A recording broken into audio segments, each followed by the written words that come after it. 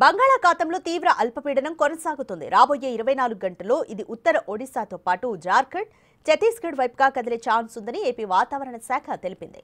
దీని ప్రభావంతో ఇవాళ శ్రీకాకుళం, విజయనగరం, పార్వతీపురం, అల్లూరి జిల్లాల్లో తేలికపాటి నుంచి మోస్తరు వర్షాలు కురుస్తాయని పేర్కొంది. అటు కృష్ణా పరివాహకంలో వరద తగ్గుముఖం పట్టిందని, గోదావరి పరివాహకంలో స్వల్పంగా పెరిగే ఛాన్స్ ఉందని వెల్లడించింది.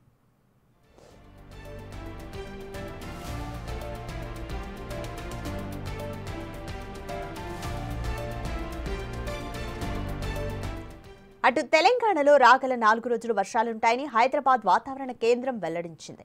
ఈ మేరకు ఆయా జిల్లాలకు ఎల్లో అలర్ట్ను జారీ చేసింది.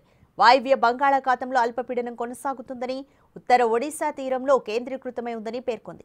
ఉపరితల ఆవర్తనం సగటు సముద్ర మట్టానికి 7.6 కిలోమీటర్ల ఎత్తు వరకు విస్తరించి ఎత్తుకు వెళ్లే కొద్దీ నైరుతి దిశగా వంగి ఉందని పేర్కొన్నారు. రాబోయే 24 గంటల ఉత్తర ఒడిశాను ఆనుకుని జార్ఖండ్, ఉత్తర ఛత్తీస్గఢ్ మీదుగా పశ్చిమ వాయువ్య దిశగా ప్రయాణించే ఛాన్స్ ఉందని తెలిపింది.